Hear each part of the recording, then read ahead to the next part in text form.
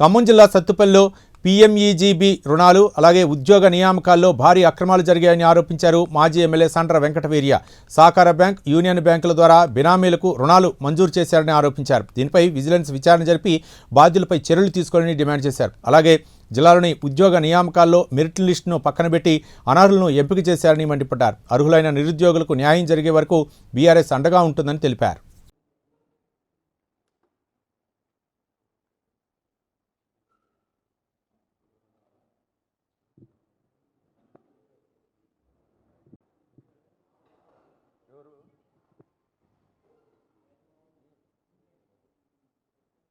నాయకులందరికీ పెద్దలకి నమస్కారం తెలియజేస్తూ, అందరికీ నమస్కారం. ముందున్న ఖమ్మం జిల్లాలో 2 అంశాల్లో ఇలా ఒకటి పీఎంఈజీపీ రుణాలలో అవకతవకలు, వేదిక పైన ఉన్న పెద్దలందరికీ హృదయపూర్వక నమస్కారం తెలియజేస్తూ, వాళ్ళ కాళ్ళ మీద వాళ్ళు ఎదిగేదానికోసం కొన్ని యూనిట్స్ పెట్టుకొని వాళ్ళకి ఎస్సీ, ఎస్టీ, బీసీలకు ఈ రకంగా, మహిళలకు ఈ రకంగా కేంద్ర ప్రభుత్వం సబ్సిడీ ఇచ్చేందుకు పీఎంఈజీపీ ఒక స్కీమ్ని ఇండస్ట్రియల్ డిపార్ట్మెంటు, ఖాదీ డెవలప్మెంట్కు సంబంధించిన పర్యవేక్షణలో 2 జరుగుతున్నాయి.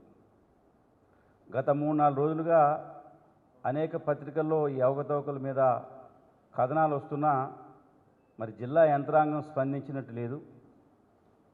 అందుకని వాటిని దృష్టిలో పెట్టుకొని మరొకసారి జిల్లా కలెక్టర్ గారి దృష్టికి, రాష్ట్ర ప్రభుత్వం దృష్టికి ఈ 2 అంశాలను తీసుకెళ్లాలని చెప్పి ఈరోజు ఈ విలేకరుల సమావేశాన్ని ఏర్పాటు చేయడం జరిగింది.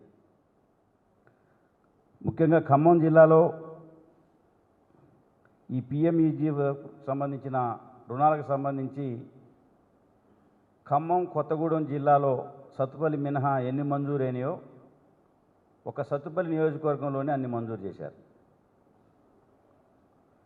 నిజమైన లబ్ధిదారులకు మంజూరు చేసి ఎవరికైతే ఇవి అందాలను వాళ్ళకి అందినట్టయితే మేము కూడా ఆనందపడేవాళ్ళం. అట్లాంటి నిరుద్యోగులకు ఉపాధి కల్పించేందుకు బాగా ఉపయోగపడుతుందని చెప్పి మేము అనుకునేవాళ్ళం. కానీ అదేమి లేకుండా 90% ఒక్క యూనిట్ కూడా లేకుండా బినామీ వాళ్లకు ఎవరైతే ఆ ప్రాంతంలో పలుకుబడి కలిగి సంబంధిత బ్యాంకులను, అధికారులను మేనేజ్ చేస్తూ ఒక కోటరీగా ఏర్పడి ఫైర్ఓల్ చేసుకున్నారో వాళ్ళకు సంబంధించిన అత్యంత మరి పలుకుబడి కలిగిన వ్యక్తులకు ఈ రుణాలు రావడం జరిగింది. ఎస్సీ, ఎస్టీ, బీసీ సంబంధించిన వాళ్ళకు పేర్ల మీద 50% పైగా రుణాలు ఇవ్వాల్సి ఉన్నప్పటికీ వాళ్ళకి ఇవి రాకుండా క్షేత్రస్థాయిలో ఫీల్డ్ వెరిఫికేషన్ లేకుండా మరి ఇండస్ట్రియల్ డిపార్ట్మెంట్ కానీ, సంబంధిత బ్యాంకులు కానీ ఏ విధంగా సబ్సిడీ రిలీజ్ చేశారో మాకు అర్థం కావట్లేదు. మేము గత 10 రోజులుగా సంబంధిత బ్యాంకులకు, అదేవిధంగా ఇండస్ట్రియల్ డిపార్ట్మెంట్కు గత 3-4 సంవత్సరాల నుంచి మీరు ఎన్ని రుణాలు మంజూరు చేశారు, ఎవరికి సబ్సిడీ రిలీజ్ చేశారో ఆ లిస్ట్ ఇవ్వమంటే భయపడిపోతున్నారు. నేను సత్తుపల్లిలో కేంద్ర సహకార బ్యాంకు మేనేజరు లిస్ట్ ఇస్తుందని చెప్పి మా ఊరు 10 సార్లు పోతే నేను మొత్తం తప్పించుకొని తిరిగి 3 తర్వాత బ్యాంకు వచ్చింది. ఇవాళ నిజమైన నిరుద్యోగులు పెట్టుకుంటే వాళ్ళకి బ్యాంక్ కాన్సెంట్ ఇవ్వట్లే. 5-10 లక్షల రూపాయలు ఎవరైతే లోన్లు పెట్టుకున్నారో వాళ్ళకి సబ్సిడీ రిలీజ్ కావట్లే. చాలా సబ్సిడీలు ఆగిపోతున్నాయి. కానీ ఈ ఫైర్ఓల్ కార్లకు మాత్రం సబ్సిడీ నేరుగా వస్తుంది, అక్కడ యూనిట్ ఉండదు. ఈ పత్రికల్లో వచ్చిన తర్వాత సత్తుపల్లి మండలం ఒక గ్రామంలో ఆయన టెంట్ హౌస్ పెట్టలా. ఒక టెంట్ హౌస్ ఉంటే ఆడ ఫోటో దిగుతుంది. ఒక ఆయన కోళ్ళ వేయలే, ఎక్కడో కోళ్ళ ఉంటే ఆ ఫోటో దిగి ఇప్పుడు హడావుడి చేస్తున్నారు. వర్మీ కంపోస్ట్ సంబంధించిన యూనిట్స్ లేవు. ఎక్కడో నడుస్తున్న యూనిట్కి తీసుకొచ్చి వాళ్ళు పెట్టే విధంగా చేస్తున్నారు. అంటే ఒక సత్తుపల్లి కాన్స్టిట్యున్సీలోనే నాకు తెలిసినంత వరకు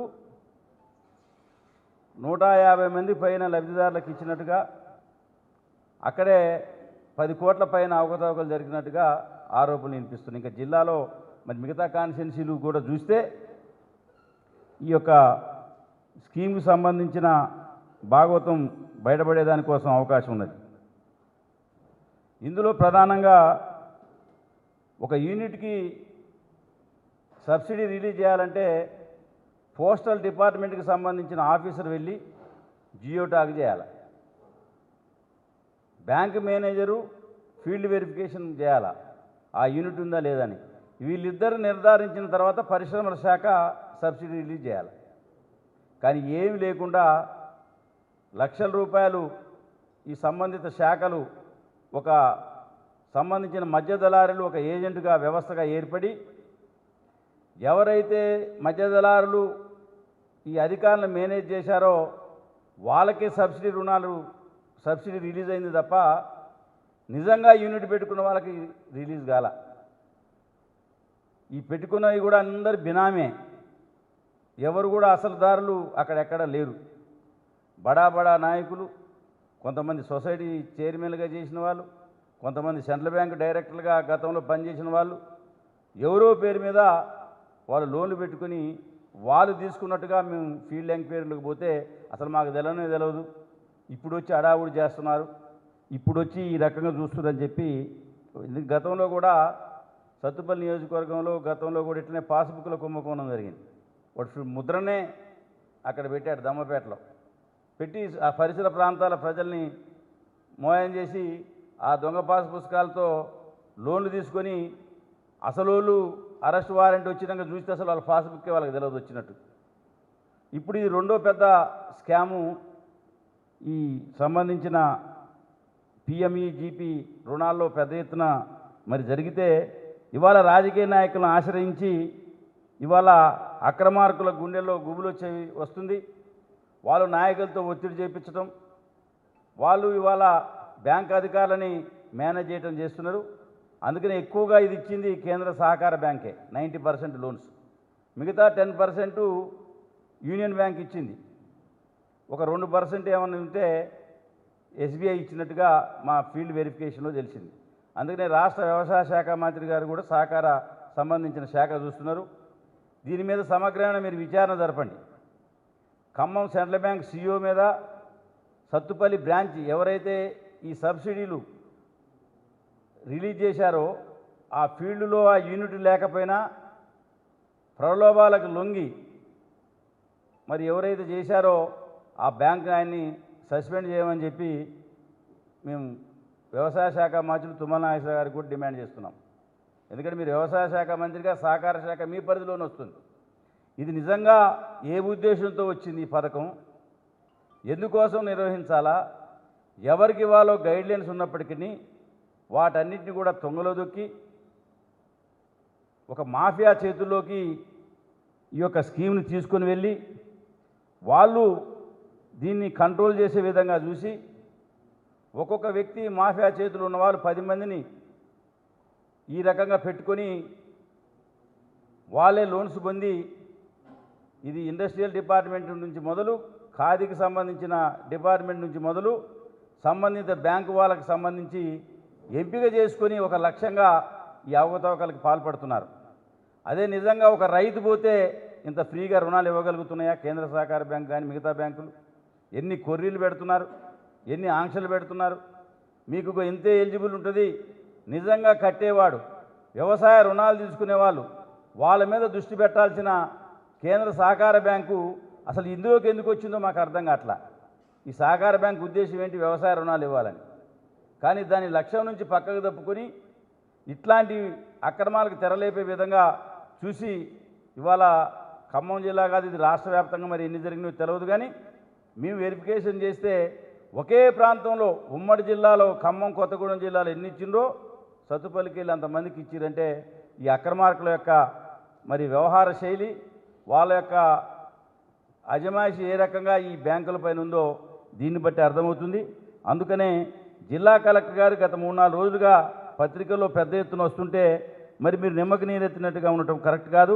దీని మీద ఒక విజిలెన్స్ కమిటీని వేసి వాస్తవ స్థాయిలో ఎవరైతే ఈ యొక్క యూనిట్లు పెట్టుకున్నారా లేదా, ఎవరి పేరు మీద మంజూరైనవి, ఆ లబ్ధిదారు దగ్గర ఈ యూనిట్ ఉందా లేదా, లేదు బినామీ వాళ్ళ దగ్గర ఉందా, ఈ బినామీ ఎవరున్నారో వాటిని కూడా మరి నిజమైన లబ్ధిదారులకు న్యాయం జరిగే విధంగా అక్రమాలకు పాల్పడిన వాటి మీద కఠిన చర్యలు తీసుకొని మీరు ఇవాళ కలెక్టర్ గారు సెంట్రల్ బ్యాంక్ చైర్మన్ లేడు, మీరే చైర్మన్.